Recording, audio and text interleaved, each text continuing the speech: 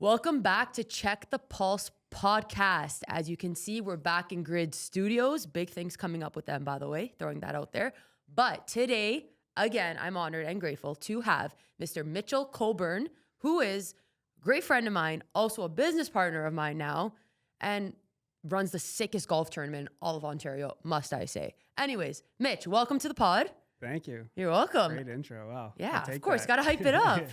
Love why don't you introduce yourself to everyone a little bit? Just for those that don't know you, kind of go through, your entrepreneurial journey. You've gone through a lot, you've been through a lot, and we'll lead that into, where you are today with your golf tournament. For sure. Yeah. My name is Mitchell Coburn. I'm currently the founder of Loft Boy Creative, which is a digital marketing company. I'm based out in Orangeville, Ontario, but we kind of serve everywhere, working pretty remote with our clients.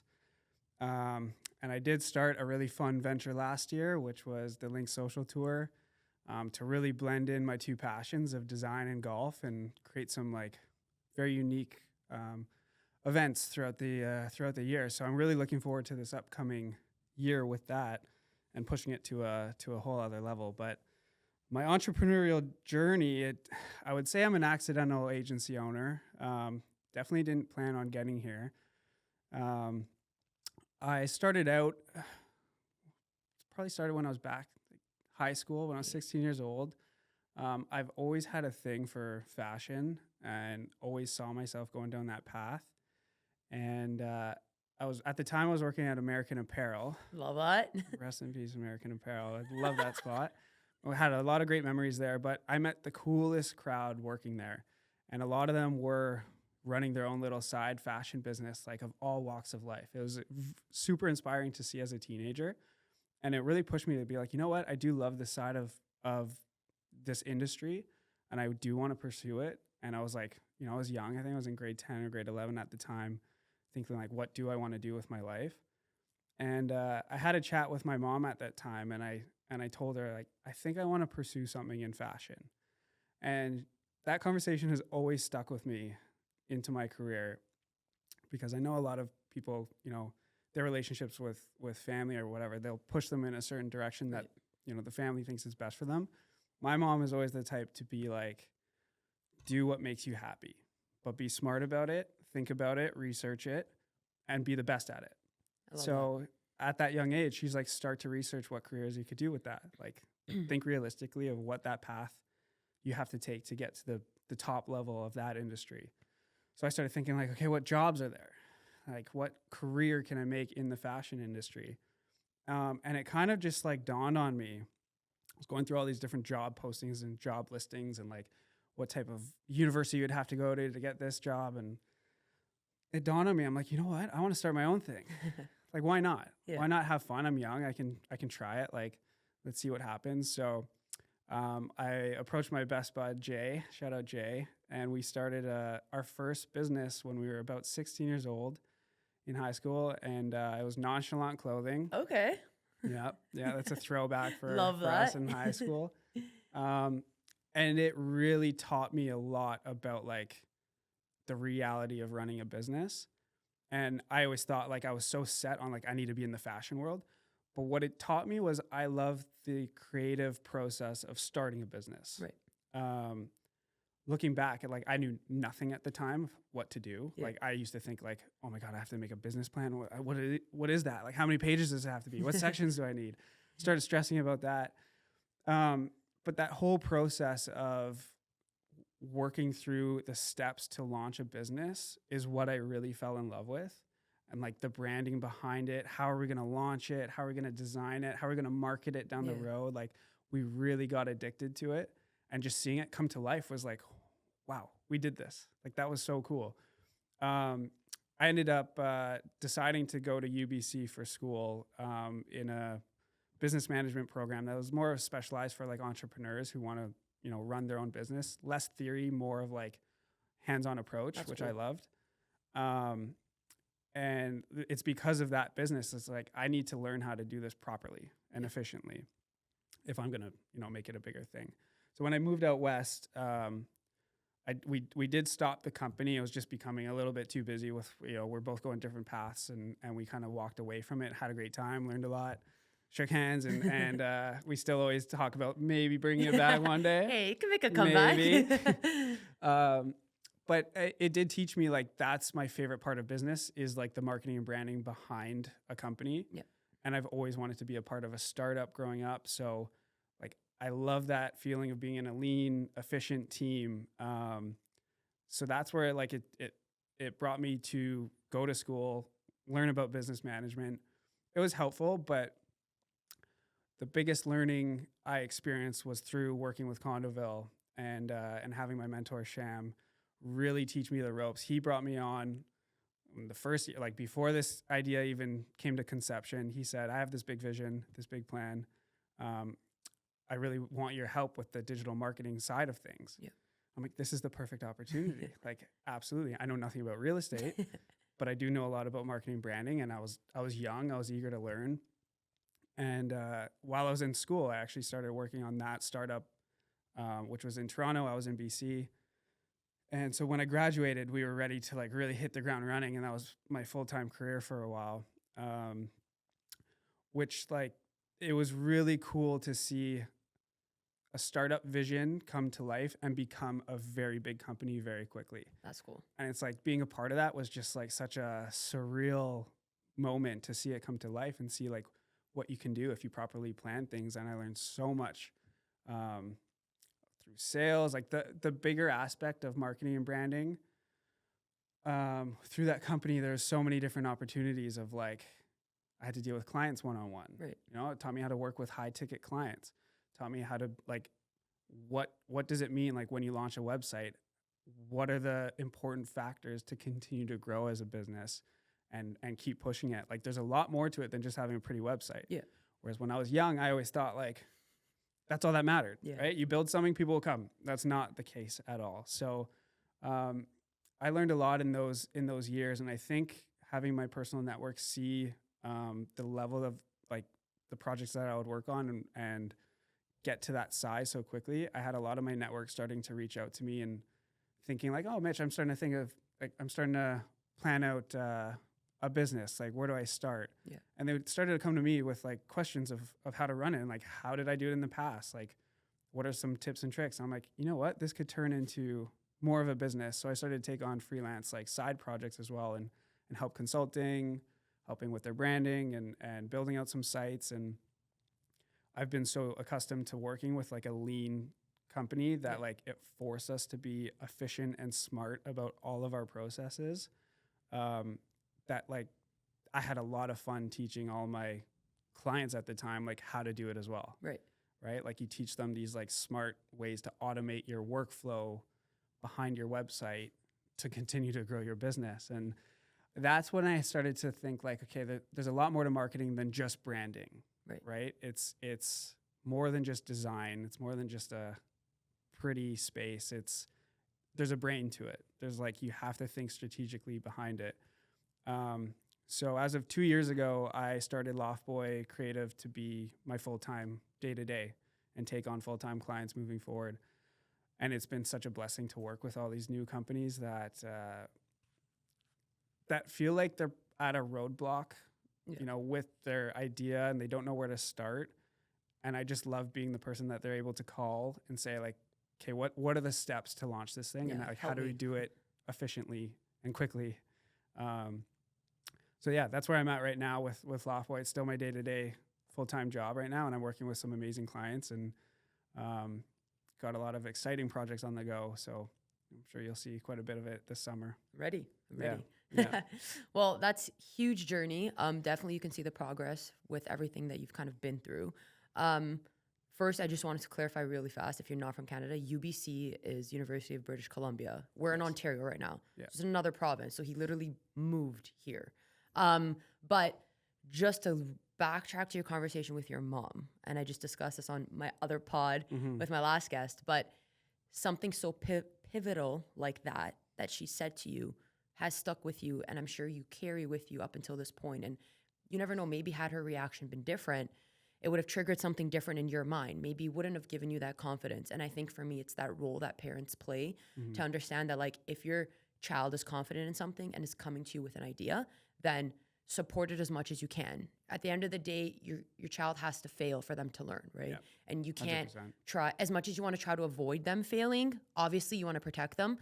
It's just part of growing up. And if you protect them from every failure, they'll never grow, they'll never be strong, right? Or gain confidence. So huge shout out to her for like having that conversation with you. Yeah, honestly, she's like my biggest supporter and like constantly has me running with all these crazy ideas. And like she does ground me a lot as well. Like just make sure you're being smart about it and you do your research before like going gun ho on these. But she's very much like do whatever makes you happy. And she loves to see like me working on my passion and would never drive me in a direction that like strays from that. Yeah. She's Which like, is don't awesome. worry about the money will come. Yeah. But keep doing what you love and you'll never work a day in your life. For sure. That's her motto. So And that's massive too, right? Yeah. Even just her saying like the money will come. A lot of people have such a fear of money that they feel like they need to operate in a way that they're only doing things that will make them money, even if they're miserable, which is wrong. If you're doing what you love, money will always be a byproduct of that. And you'll make way more of it than if you're doing something you hate for the sole goal of making money, right? Yeah, So 100%. It comes naturally, 100%, right? Like yeah. you organically always talk about it. You put that energy out in the world, and I think people really reciprocate with it, and opportunities come from it. Yeah, for sure. Yeah. So massive shout out to her. And then moving into, like you doing your first clothing brand, which is cool because we're going to tie that into links now. As you guys can see, I'm wearing merch, he's wearing merch. That was like obviously a really neat venture. And I think that also just proves to show that everything you do in life teaches you a lesson. And all of these little steps you took, right, showed you a different part of marketing and creative and what you really loved about that marketing aspect. So huge shout out to you and your buddy Jay. I want to see a comeback on that brand. We'll do I want a collab. hoodie. Yeah. Oh yeah. We always talk about it here. We'll have a couple of drinks. I'm like, should we do it? Should we do it? You're like, But we're both so busy with our own stuff right now. I don't know if it makes sense, but for sure. But that's neat. And then Condoville also a big part of your life. Taught you a lot, maybe really even gave you that foundation to be the guy you are in marketing now. Oh yeah. Right. 100%. Like I always talk about it to this day. And just pushing myself to get out of my comfort zone. There was a lot of pivotal moments with that job where I was young and I was not the extrovert that I am today. I'm still not an extrovert, but I'm a lot better at it now. I've pushed myself because like I had no choice in that setting. It was like, all right, we got a sales meeting, suit up and let's get it done. And it's like, okay, I have to learn on the fly. Like just thrown in the fire, let's figure it out. And it just took a lot of practice to get used to it. And now I am shamelessly reaching out, cold calling everyone about my business. Like it's opened up so many doors and like it was the best crash course for learning like real business skills that I'm like forever grateful for. And it's going to push my career for the rest of my life. So yeah, it's cool to like think back to that because now I'm doing some projects and like some events and like even just this, I never would have thought I would have it in me to be on a podcast. And you're here. When I was 20 years old, I'm like, there's no way. I'm way too shy. I can't do it.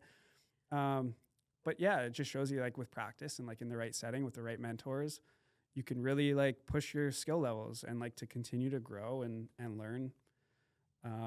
It's cool to always think back of. For sure. And I think that's a big lesson for others in the sense of, like you said, you knew nothing about real estate. Yeah. And the marketing, like, I guess it was a boutique. Yeah. So we pretty much handled the marketing and sales strategy for pre-construction developments. Right. So we would take on like a builder or developer and walk them through the steps to like sell out their full building. So it was a lot of different hats to get that there. But I always looked at those projects as its own business, right? Because there's such large scale projects that you have on the go with like millions of dollars on the line. Like you cannot mess around with them. Yeah. That's what I loved about it. Cause it's like, all right, we got a new business. Yeah. We're starting from scratch. Here are the blueprints. How do we turn this into reality and push it like to close, right? Like you're working on this thing for 5-6 years. So it's really cool to see those projects like start from a piece of paper into a real building that people really live in. Yeah. Like that's a cool feeling. Cause even sometimes with businesses, you're always working and working and growing and you never actually get to see it come to like completion, right? You're just constantly evolving.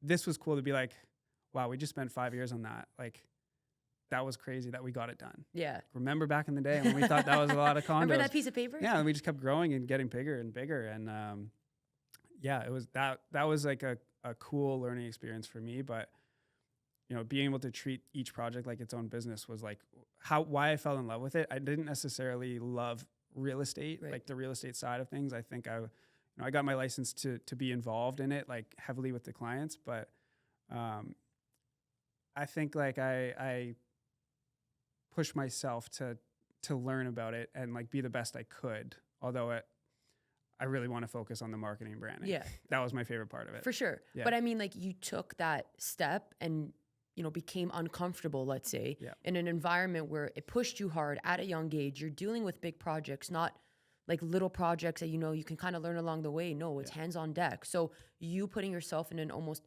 uncomfortable position allowed you to accelerate your growth in marketing so much faster, right? 100%. And that's like, I think something you've even taken with you until now with the stuff you're doing now. It's like that cold calling, reaching out to like big brands, big companies, that could be uncomfortable, but you have that confidence to do it because you've built it working with Condoville, working with those big developers for sure, right? Yep. No, I'll be forever grateful for it. And it's exciting to see what's coming up in the future. For sure. Excited for, All right, so we knocked out Condoville. Yeah. Now Loft Boy. Yep. So first, break down kind of the name Loft Boy, because when you told me this first time, I thought it was really cool. Yeah. Okay. So Loft Boy came from my real estate background a little bit. At the time when I did have my real estate license, and I was very like, I thought, okay, I'm gonna go in on this. Like I knew that there's money to be made in real estate. I know it's a smart path. And I was getting some people reaching out asking if they could help me with, or help them, if I could help them with purchasing like property or something. I didn't want to like work on the deals that were so copy and paste necessarily. Like I wanted to tap into my network, which is a very creative network. Like I have people in the music industry, fashion industry, like culture.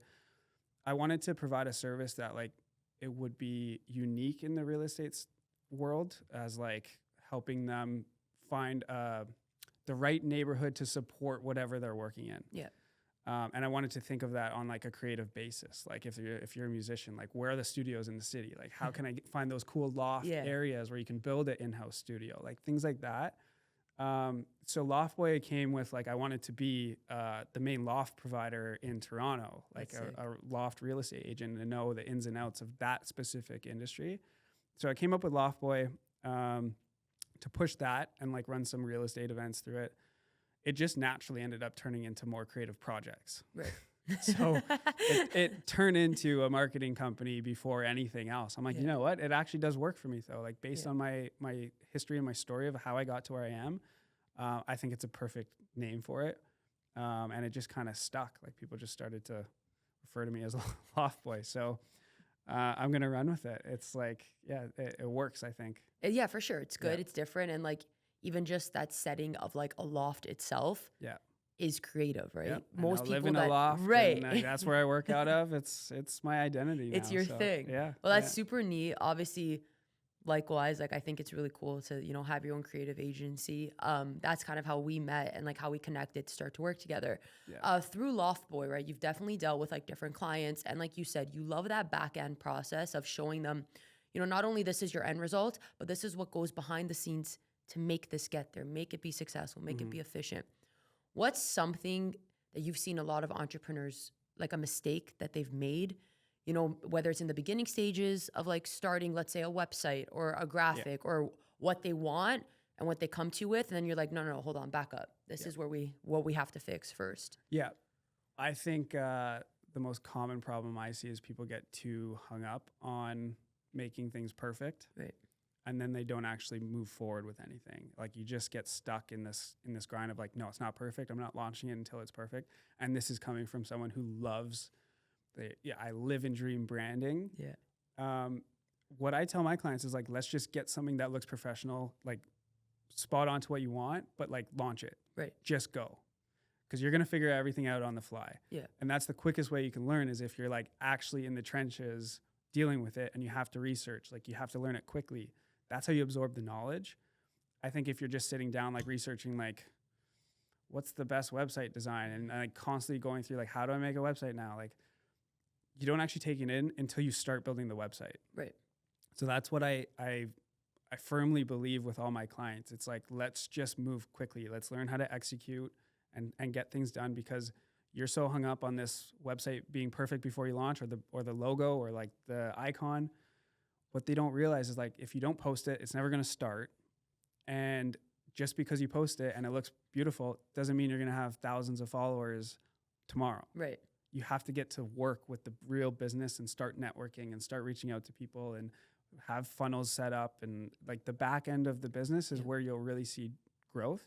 So you need the branding to be, your portfolio, like really showcase, like, what you're doing, and sell the product or service. But for the most part, I think people get so scared that it doesn't look 100% finished. And I'm like, you can always tweak it. Right. Yeah. Moving, like, your business is constantly evolving. I think like the smartest thing you could do is put something out there so you can potentially land a client and get some revenue in. Yeah. And I think even just to touch on that too, right? Like, a lot of people put a lot of pressure on their marketing department or marketing team. If a product's not selling or service isn't selling, well, the graphic could be better, the website could be better. But it's like you mentioned, are you doing that work behind the scenes? Are you cold calling? Are you closing calls that come in? Are you going to network? Yes, we got to deliver something that looks good, that functions well, that can convert for you. But at the same time, if you're sitting back and doing nothing, there's only so much that piece of work can do, right? Yep. And I feel like that's a common misconception a lot of business owners have.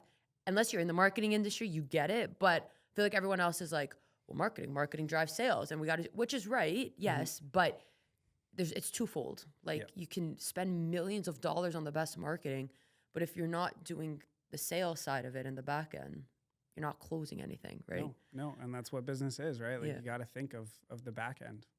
That's what grows your business. 100%. Yeah. And what's like one tip, because you're obviously really big on websites too, that's like your bread and butter. So what's one tip you would give, whether it's an entrepreneur or like a personal content creator, like anyone with a brand essentially that wants to start a website, what's the one tip you can give them to do from the start that maybe most people look past? Make it as simple as possible to reach out to you. I think like a lot of people don't realize the power of a contact form and making it that as simple as possible. But if there's like gates that prevent the reader on your website to reach out to you easily, you're going to lose out on sales. So I think like your contact form is a very powerful tool because it can really capture some important data. So people don't realize that. They just throw their number up or their email. But where does that go to? Like, it might just land in your inbox, or you might get a phone call, but then where does that data go to? Right. So one of the main things that I always start with is like, let's get a contact form up, super easy for people to fill out, but connect that to the back end of your system so you're now collecting that data. Yeah. I think a lot of people don't realize like the power in that. And I've dealt with companies that have been in business for years and years and years, and their contact form is still just a notification setting where now someone has to go in and manually email them back. But where does that go? Like, if you have people subscribing or like reaching out to you and consenting to being marketed to, like, that's maybe they don't buy tomorrow, but they'll buy a year from now. Yeah. Like, that's you're getting some really good leads in that you could be potentially missing out on. So I think that's a common one with a new business or a new website, is like they don't take those steps to really think about the power of it. Yeah. And just not overfilling the website with a bunch of content. Right. Sometimes like less is more. Make it as clear as possible as like what you do, what your service is, or what you're selling product wise. That's the best way to start off, I think. Yeah. I agree with that, because I feel like a lot of people put the contact form, they feel like, or they know they need to have it. So, okay, it's one of the pages, contact page. Okay, but what if someone actually contacts you? Did you think of that part, right? Yeah. And you even showed it to me too, like having a good CRM set up in the back end. Yeah. Now that I've implemented it based off your advice, it's like, holy, it's all there, all the data. I can see who I have to follow up with, so on and so forth. So I definitely agree with that. That's massive. It's the smartest way to make your website smart. Yeah, 100%. Yeah. Okay, so let's tell everyone what your biggest passion is and hobby. Yes. Share. What is it? Yeah, Soccer, basketball, volleyball? I'm a golfaholic. Yeah, my poor girlfriend has to deal with being a golf widow. Shout out Nicole. Yeah, she's the best, the most supportive. I grew up playing golf since I was a since I was a kid. I think I started when I was like 8, and I was always a part of, like, back when you're under 18, it's really affordable to get these junior memberships. Then you turn 18, it's not affordable And they anymore. just- So every summer I'd get like a decent private course like membership, so I'd play all the time. But this was before golf was ever cool. I had no friends who golfed really, and not as much as I did.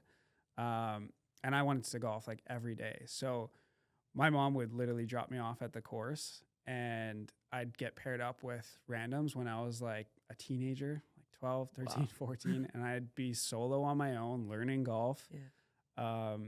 Getting paired up with like executives, right? Who are Yeah. out there on a Tuesday afternoon taking their client out, and then they have this kid with them. There's you.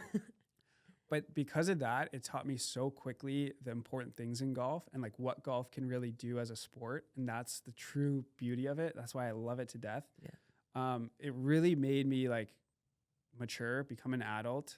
It taught you like etiquette, manners, like etiquette on the course. Like, I know it can be an intimidating sport for anyone to learn. Like, you don't want to do certain things. Like, people are going to get mad. But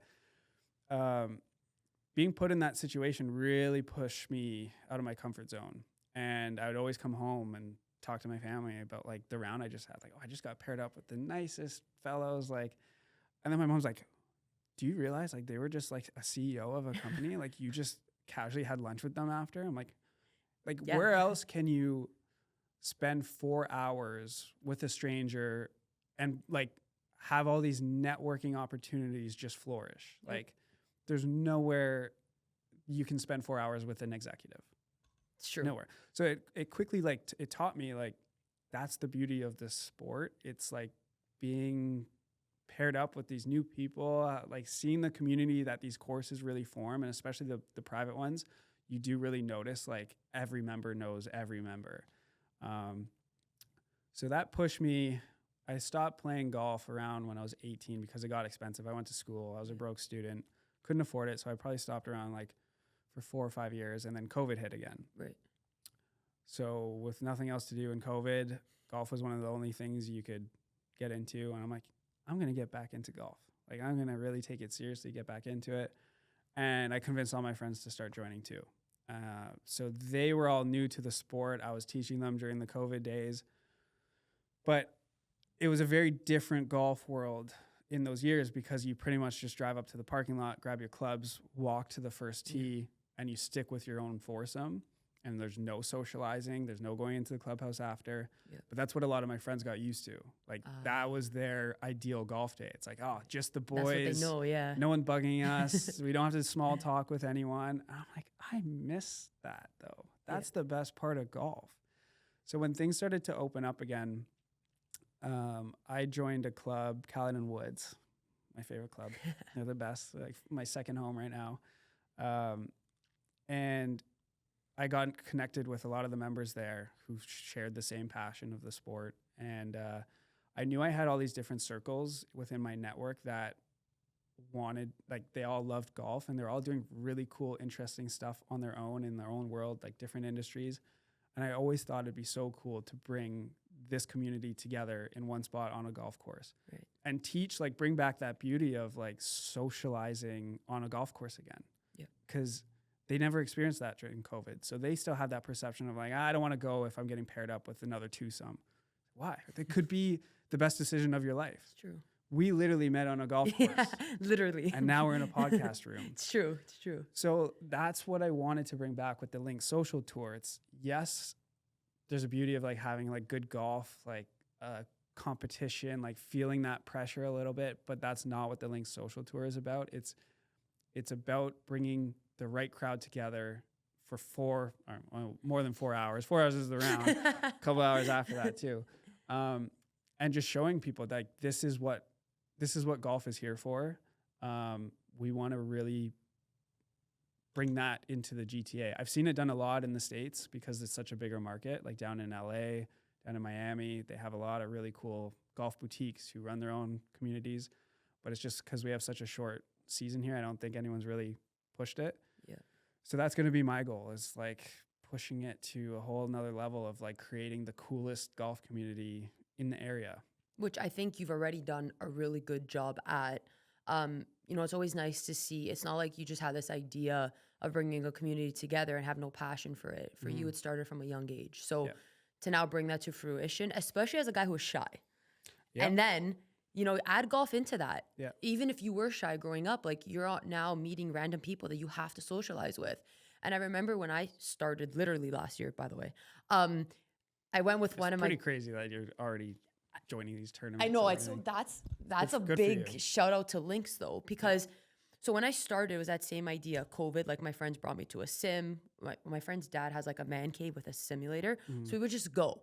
I would literally show up with a glove, and at first no glove because she had clubs. I'm like, let me try this. Golf was always something that, like, I'm a big athlete and I love sports, but golf, for some reason, I could not hit an iron. Okay, even the driver, hit and miss. So they're like, come. I'm like, okay, I'm down to just like chill vibe. It was COVID, so you couldn't really go anywhere. My friends and I went once to a course. It was a shit show. Yeah. Anyways, so we're there. I'm like, okay, so I'm starting to hit the club, but now I'm getting agitated because I'm competitive. So I'm like, I need to learn how to actually do this. Why isn't this easy? Yeah, I'm like, why isn't this hitting all this stuff? Anyways, long story short, I'm known to, like, if I'm going to do it, I'm going to go 9-10 yards with it. So within like a few months, I think, I bought a glove. Then I was like, I'm going to buy clubs. So this is all leading up to like maybe March of last year. And I got a coach on top of that. Like all within literally 3 months, I got a membership at a simulator. I'm like, I'm going to kill this thing. As this is happening, one of my friends whose fiance knows Mitch reaches out to me about Lynx, which is his tournament. So me, literally never playing on a golf course ever in my life, only golfing at a simulator. I'm like, oh, it's going to be the same thing. She's like, you have to come. But the way you branded and marketed it was that it wasn't this uptight golf tournament that I felt like, not to stigmatize, but like I'm going to be with a bunch of old men that are playing golf. Like, I mean, that was the slogan I was running with, is not your stuffy golf tournament. Yeah. And like, even just the prizes you were putting out, the way you were like, there's going to be a DJ. And I'm like, okay, this is definitely not typical. I'm like, there's going to be like a cocktail hour and food trucks and just stuff that as a beginner golfer, honestly, was making me feel more comfortable, let alone going with my friends. Plus you had a good price point too, right? Yeah. So I was like, okay, like, let me give this a chance. I went on the golf course at Caledon Woods for the first time the day before the tournament. And as we're golfing, my friend Sam is like, I think that's Mitch. I was so nervous to meet this guy. I'm like, he's running a golf tournament. I'm like, he's going to say, like, who are you coming to this golf tournament? Anyways, the next day, literally, was the tournament. Huge success, in my opinion. And we're going to run through, I'm going to ask you, how you got there, kind of what happened. But I just wanted to share that because I was literally a beginner that was very nervous because I wasn't that good. I'm still not that good. But his tournament made it so comfortable for me to be there. All the people he had, the community, the network, everyone was welcoming. It didn't matter if you were the best player there or the shittiest. I was probably among them, but it didn't matter. It was like, let me help you. Here's a tip. Cocktail hour, everyone's coming up to you. And that's what he means by, like, he brought in this community of his friends who are also an amazing network, guys like him. So you're now in this space where you don't feel like you're being judged. Everyone finds it fun. It's not like, well, what's my score? And this isn't the lowest score. And well, you're shitty. I don't want you to take the drive. Like, I don't know. It was so wholesome and welcoming that I rave about it to everybody and anybody that they should sign up come this year.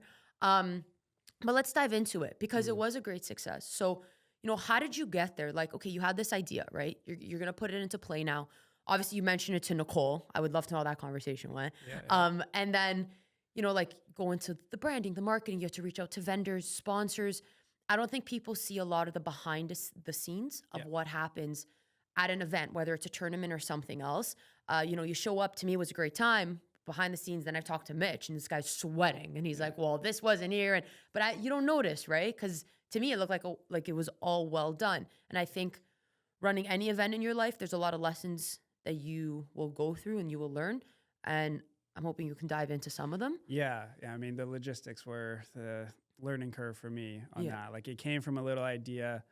I was thinking, I've always been a part of, like, I try to find these golf tournaments or tours or events, and it's like either a charity scramble tournament that's very corporate, and people aren't, they just bring their boys out and they drink the entire time, and it's not true networking, or it's very competitive. Right. And you show up to that course and, like, the nerves hit you, everyone's silent, No one's like out to actually chat, like don't get in my head Yeah. before the round. And there was nothing in between that. So that's when I started to reach out to my network and say, would you guys be interested if I hosted like a cool little event? Like maybe we're thinking 20, 30 people. It'll be super chill, but I want to like book off something. I want to showcase what I can do with my Loft Boy resources. That's where my head was at. Like, how do I make a golf brand look cool with my branding? And if I got marketing clients from that, it's a win for me. Right.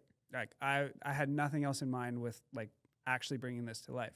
So it was actually a really small idea at first. It's like, I want to play golf with cool people, with all the cool people I know at once.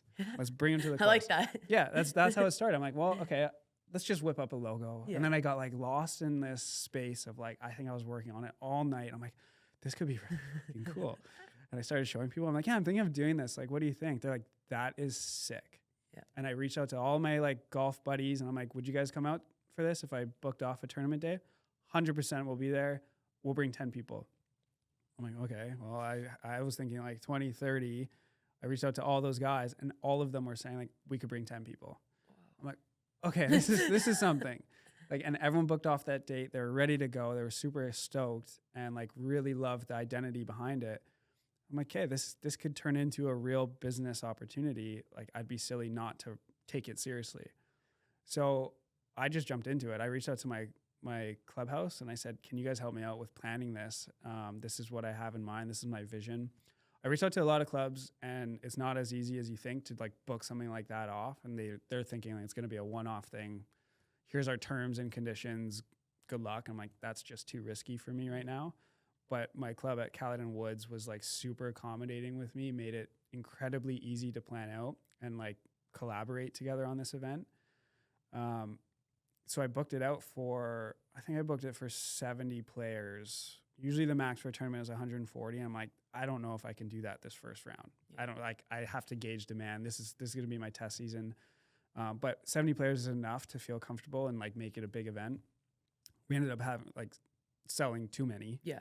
I think we had 80 to 85 players come out and then another 30 to 40 come for the after party. So we ended up having a decent amount of bodies in there.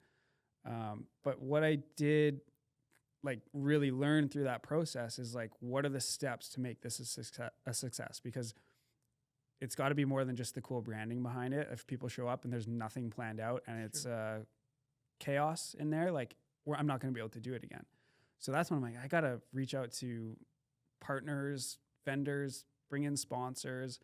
What do I have to do to get like food included, beverages included? Like I had to think creatively, what do these big tournaments do that makes it like unique and different? And what are some experiences that would really push it and like push people to come? Yeah. Like people like yourself, you've never been to a tournament, but this spoke to you in a different way. There's a lot of unique ideas that I came with that I had to think from a big business standpoint. How do I get it there? Yeah. And that was a really fun process. It was a lot of work because I had nothing to show for it. Right. So I was just selling people on this vision I had, and they're like, sounds cool.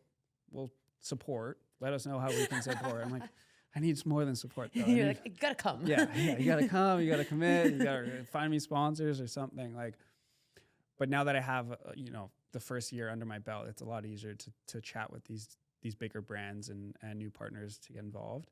But the logistics of it was like a wake up call for me. Like I'm not from an event planning space. I've never done things like that. So that was totally new to me. And there's a lot of work that goes in behind it. Like leading up to that first event, I think I started pushing it and marketing it in January that year. And the event was at the end of May. So I had 5 months of like really pushing it. But the month leading up to that was like, this thing was my life. Yeah. 30 days leading up to it, I was working 12-hour days to get everything ready. Like we did everything in-house. I handled all of the marketing and branding through Loft Boy. We did all of the merch. We customized it ourselves. Like I was heat pressing sweaters until like 1 a.m. every day leading up to that thing. So, but I knew what needed to be done to provide that experience. So I loved it. Yeah. I was still like, I was just like engulfed in this world of like, this is so much fun to like, I can't wait to see how it comes out. Super nervous for that first one to make sure it did come out. But Yeah, to answer your questions, it's the logistics of these things that like now I've learned a lot in that first season, and I know what to do and what not to do and what isn't a stress and what should be stressed more. Yeah. And we're just planning on going bigger and better than ever this season. Like double the events, double the size, double the experience. So For sure. Well, I mean, yeah. all your hard work paid off. Like from an attendee perspective, Thank you. everything was amazing. We stayed really late. We vibed out. Like even the merch, his merch. I've bought a lot of merch, okay, in my life. But your merch, I tell you all the time. I'm like, I don't know how you got that quality sweater. I don't know how, but I love it. And I literally wear it not even on the golf course. Like I'll just wear it casually and I get lots of compliments on it. But that's, again, you putting attention to detail and quality. Mm-hmm. You can go to these events. People go to events all the time. Oh, okay, there's merch. I'll buy it to support. What is it, $50? But if I'm buying it and it's quality and I'm wearing it, kudos to you and your hard work. Because now when I wear it out, someone says to me, what is that? Boom. That's like marketing. I had someone the other day on my Instagram. I'm like, you got to come to this. Sickest thing, whatever. He's like 100% down. Done. Yeah. So like when you see like all your hard work pay off in the sense of, people raving about it to this day, we're going to hit like a year soon of your first event. It's like, okay, you're ready to do it again. And on top of that, what fuels you is your passion for the sport. You're not doing it for something you don't care about or you don't really believe in. And that I will always say ties into your why. You knew why you were doing that tournament. You knew why you were putting in those hours in hopes that the outcome would be obviously what you wanted. And I think it greatly surpassed that. But now taking all of that, going into this year, you're like, we're going bigger. We got to go bigger, right? Yep. So what's up? Tell me, what's happening this year? Yeah. What do people have to look forward to with Lynx? Well, one of the best feelings I experienced last year was like for the first event and the second one, I did a smaller one to cap off the season, was like, I knew that my friends and family would support and they'd come out to one, they'll be there. I can bank on them. But what I was really surprised at was like, it was probably 50% people I knew and 50% people I had no clue. That's huge. So I had strangers coming out and just seeing the support that they gave me and like being so excited about it and like nice and friendly and seeing everyone socializing and supporting like the merch. Yeah. Just seeing like people I've never met before wearing this stuff. I'm like, this is like the coolest feeling to see it come to life. So I got... Plus, you designed it. You didn't hire someone to design it. No. So I think that adds, right? Because it's like, shit, that looks good. Yeah.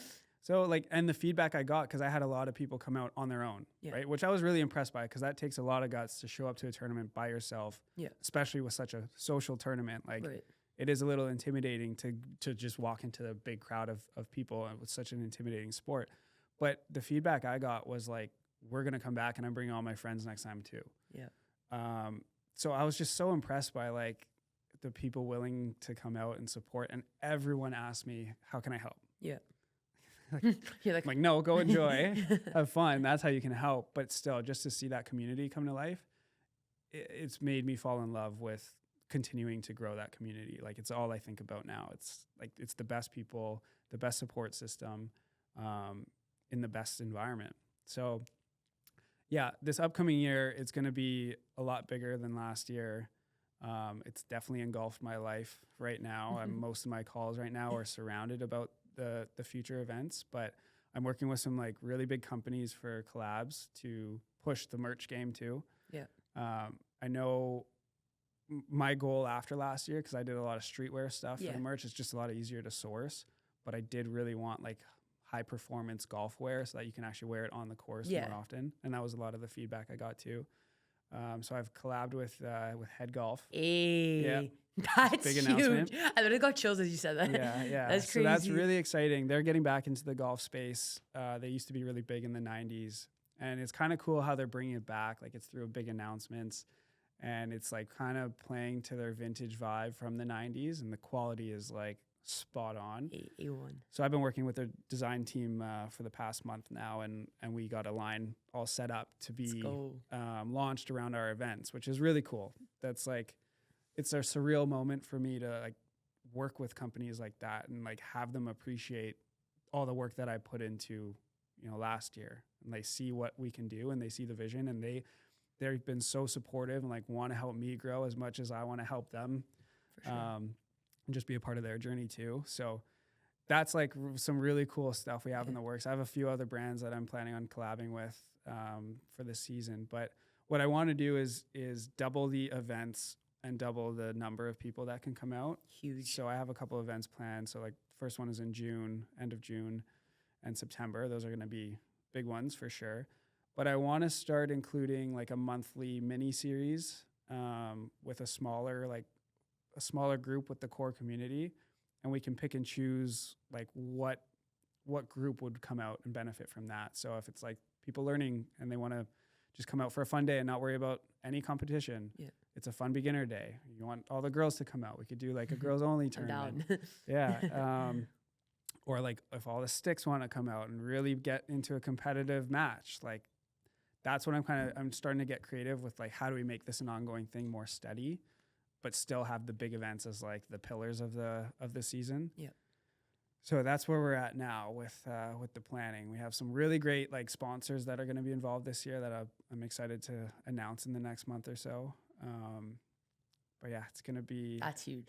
I'm hyped. Season. I've been hyped. I've been hyped from the day after the last first tournament. But anyways, we're already thinking for next year too. Yeah. See, well, that's because you see the impact you're making on the community, right? And I think that's the deeper root of all of this. It's fun. It's great. We get to play golf. We get to network. But the deeper impact that you make on people's lives, whether people meet and they connect and all of a sudden they're doing work together, or, you know, maybe someone had to come out that day, you know, they're having a tough day, but being at your tournament made them happier, made them better that day. I don't know, but anything, because I think emotionally that tournament impacts people more than you may even know. And you can see it when you're talking to others on the course and the energy and how they're feeling. Just so you guys know, his first tournament, it poured, okay? Poured rain on top of everything. This poor guy poured. We had to stop. We had to go back into the clubhouse. Then we were like, okay, we can go back. But here's one thing. Most people would be like, fuck, it's raining. Here we go. It's going to go to shit. Everyone's going to be pissed off. That energy of everyone in that tournament, even while it was raining, was like up here. Like, okay, we're in the clubhouse. Okay, what are we doing? What are the vibes? Like, okay, we're going to get a drink. We're going to get some food, talking to Mitch. You're still networking. That's just the energy of the community that he brings to this tournament. And that's huge kudos to even you and who you surround yourself with and your network itself. Someone can easily run a tournament like this and have people that don't have that same energy and vibe, right? Yeah. And it could go downhill. So I think it's continuing to remind yourself that all the hard work you're putting in is paying off. You got head golf. Like that's massive, you know? Yeah. Like no, that's like, it's like a dream. And it's like, the merch, I'm sure, is going to be absolutely unreal. Yeah. And it's like that, just someone like you that's in that space, it's like, damn, you know, and now you want to go bigger and better and push yourself, right? Yeah. It gives you like that now confidence. I'm starting to talk to other companies about helping them run their events too. Yeah. And, you know, bring that Link social vibe to different corporate tournaments. And like, I think people can see like that's the future of golf. For sure. I'm just in this mindset now of I'm not going to say no to opportunities. Yeah. But you shouldn't. Like, and that's what golf can bring is so many opportunities with the right crowd. And I honestly think what you're doing in a way is like revolutionary for here. Like, hey, it's being done in the States. Yeah. Yeah. But having that inclusive vibe, like I'm stressing it so much because golf, I think people think is like this culty sport that like you're nervous to show up to. And I went to other tournaments after his and nothing was the same. Yeah. So yeah, I don't know. I just think it's massive. I'm ready for this year. Yeah.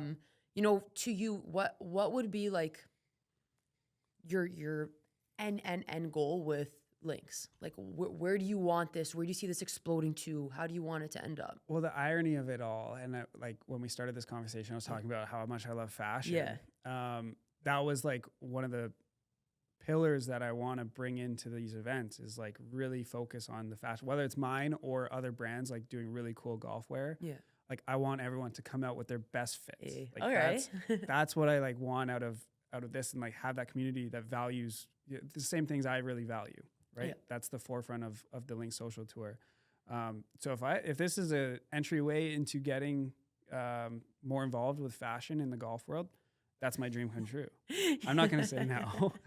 So like all these opportunities are kind of aligning, and it's like, this is almost fate telling me like, I just keep running with it. You'll get there. So like, I can see the events and the purpose of them. It's a tool to really build this community, but there's so much we can do with the community past that. For sure. Whether it's like marketing opportunities, highlighting the members, showcasing like who's involved, building relationships with sponsors and brands, and really pushing the content that we'll be creating. Yeah, for sure. So I think it's going to turn into more than just events. Yeah. I think the events will always stay. And it's super important right now. I think people are really craving social events. 100%. Like, given AI and technology advancements and all that, I think like it's really taken away a lot of the personal touch of businesses, and it's a great tool to accelerate your process when it comes to marketing and branding. But more than ever, people are craving authentic connections. Yeah. And that's what we're going to double down on now. Like, that's one thing that'll never go out of style, is bringing people together and doing some cool stuff. So we're always going to have that as the main focus, but I do know like we're going to turn it into more of a media content space For sure. down the road. Well, your vibe in general for the branding can tie into that perfectly, Yeah. right? So Yeah, that was I the think that purpose was of it. another thing, like the way you branded it wasn't so, yes, obviously it's like around golf, but also not so much around golf. Like it kind of encapsulates so many other things. It encapsulates a certain lifestyle, a vibe, which is huge. Most people will think like, okay, I have to brand, let's say it's a soccer tournament. Okay, it's going to be like about how can I make it about soccer? And it's like, but what if it grows bigger than that? Now your branding is stuck. You're going to revisit it. Yeah. And you always tweak it, but you kind of just like You pigeonhole confined yourself. yourself. Yep. Yeah. Yep. So like you did a really great job at that. A big thing obviously for running an event, just in general for anyone that wants to run an event, is sponsorship. Do you have any tips for people on how to like reach out to those sponsors, especially when they have no backing on a first event? Yeah, that was definitely the trickiest thing for me, and it's always tough to price those things out. For sure. To get that number right of like, is this worth it for them or not? You always want to make sure you're going to provide like that value back to the company. So you have to really like know your target audience, know who's going to come out. Like your demographic is everything, and then you have to figure out what brands would benefit from that. Yeah. So I really sat down and thought like, you guys could get business from being here. And I think it's a very beneficial thing for you to have your logo stamped all over it. So like tap into your network. That's where I would always start. That's where I started, was who do I know? Who do I know would have a company that would benefit from something like this? And you grow from there. So now that I've seen everyone come out and like I've seen the exposure it can get, I've seen the content that we could pull off, I feel a lot more comfortable going into this year. As like, here's my portfolio, here's the success of these events, and I'm going bigger than ever, moving into this. So now's the time for you to get involved. Yeah. If you want to be a part of like the day one incentives, now's the time to give me a call. And I'm always going to like have so much love and appreciation for the people who believed in me before I had anything For sure. to show for it. Like I just sold them on this vision of like, this is what I want to do. But it becomes a lot easier when you have a portfolio behind you. Yeah, 100%. I feel like it's the grassroots stages that's way harder with anything that you start up, right? Getting people involved, it's always, okay, what's in it for me? What do you have to show for it? But I think that, again, because you understood your why and your energy behind it, you can hear it. When you talk about it, like you're talking from your heart. You're not talking because you're trying to bullshit somebody. And people will pick up on that. And especially successful companies that you want to sponsor you, immediately like will feel that in your energy and how you approach them. So I think that's another thing, like, not that I've ever done this, but in general, if you're approaching someone to support you about something that you've never done, just be genuine. Be genuine and be that's real. That's the biggest thing. Right? People really feel the value and like the authenticity like behind it. So yeah, I'm excited for the future of it. It's going to be pretty cool, and just seeing it, really flourish and bring something new to the city. It's exciting. For sure. I think it'll continue to make an uproar. Yeah. So question for you. I've never actually asked this. If you could golf with anybody, dead or alive, who would it be? I thought long and hard about this. I knew this question was coming, and I'm like, I don't know, because there's so many different like industries I would want to golf with, and even like, what if you had to pick like, you're three, you're one, pick like a foursome, pick three other people. Yeah. I've always thought it'd be cool to golf with like my inspo growing up, like Pharrell. Right. Okay. Like spend 4 hours on the golf course with someone like Pharrell. I don't know if he does golf often or not, or like JT, like Justin Timberlake. Yeah. Like guys like that would just be such a fun crew. but then at the same time, like to get in a group with like Tiger Woods, Fair. Justin Thomas, like Jordan Spieth, that just seems like a great time too. So I can't You say have to no do to that. multiple rounds. I know. I have to do like, yeah, I got to plan them back to back, 36 in a day maybe. Yeah, I don't know. I mean, you can't say no to Tiger Woods. No, I feel like the that's a easy, staple. That's the easy answer. Yeah. Okay. I'd say agree with Pharrell that. and Justin Timberlake. All right. Maybe they'll hear this. That'd be cool. They'll reach out to you. Yeah. Daniel Arsham, he's gotten into Okay, golf well, and he's done I have an idea. some We're cool just going to tag them all. Yeah. And then we'll get everyone to spam tag them. Yeah. Stephen Malvin. There we go. That That'd I'll be cool. there for that one. Yeah. He has to come out too. as well. Yeah, but that's dope. That's cool. I've always been interested on that. So that's Yeah. neat. How about you? Let's ask listen, that I'm not guy. that big into this world yet. So I would probably Yeah, say but it doesn't Tiger have to Woods. like. Okay, I I'd say always Tiger think- Woods from a golf perspective. Yeah. And then if you want to go like Don't even think about golf skills. yeah. Just in general, who would I Think- want to spend 4 hours on a course with? Yeah. Definitely my idol's Lionel Messi. So Okay. soccer, sure, but we can bring him on a golf course. Oh, that's a tough question. I didn't know you were gonna verse this back to me. Yeah, it's harder than you think. I don't know. That's hard.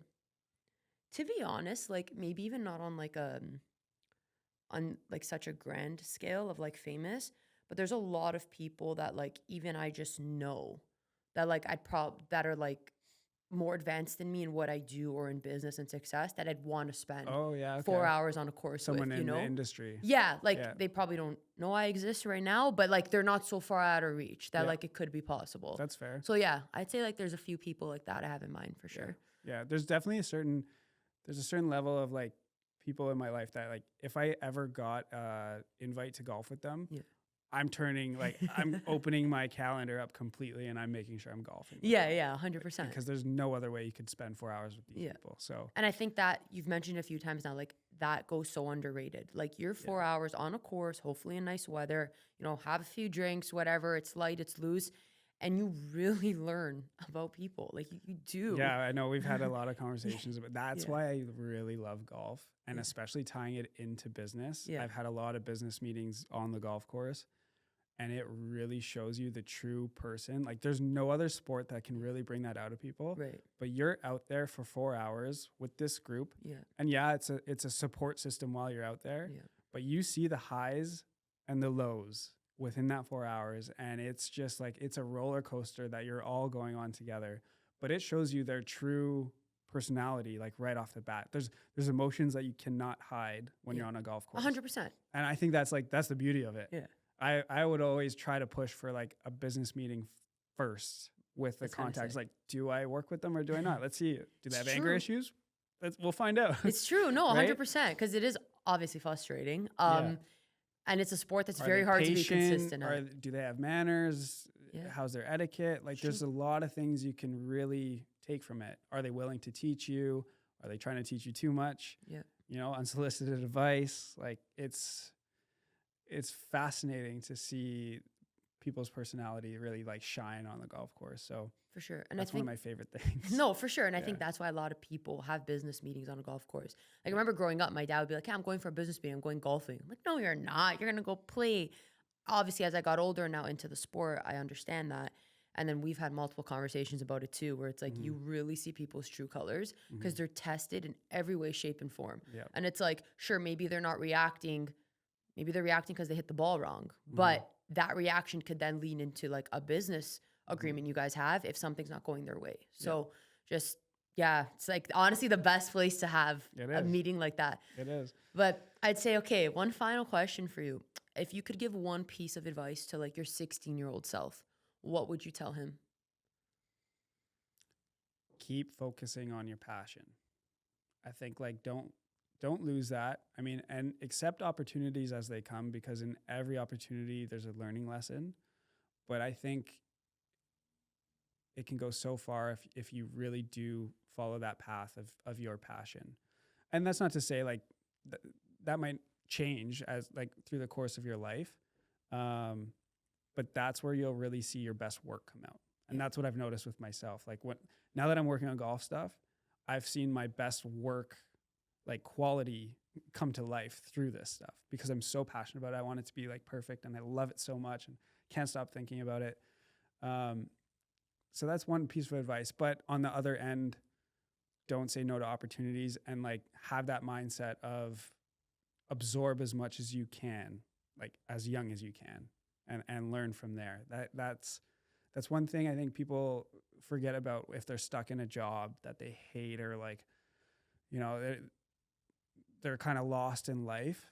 You have to think about what you can take from that exact moment and like use it as an opportunity. Yeah.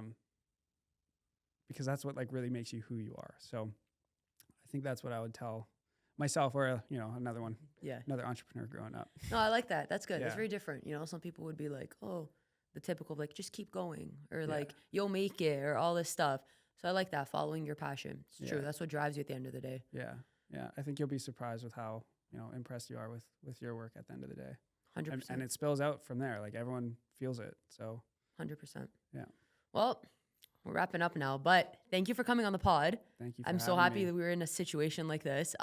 You'll definitely be seeing more of me and Mitch, because we're starting a marketing community, which you guys can go to for all things literally marketing and branding. So everything he just discussed, we're actually going to put down for you in this community when you have access to it, when we launch it. So any questions you have, like, you'll have direct access to him and to me, and you can ask him more questions personally that way. But outside of that, I'm going to link Social Tour and his personal IG handles and socials on this video at the bottom. Reach out to him. He's super welcoming. He'll answer any questions you guys have.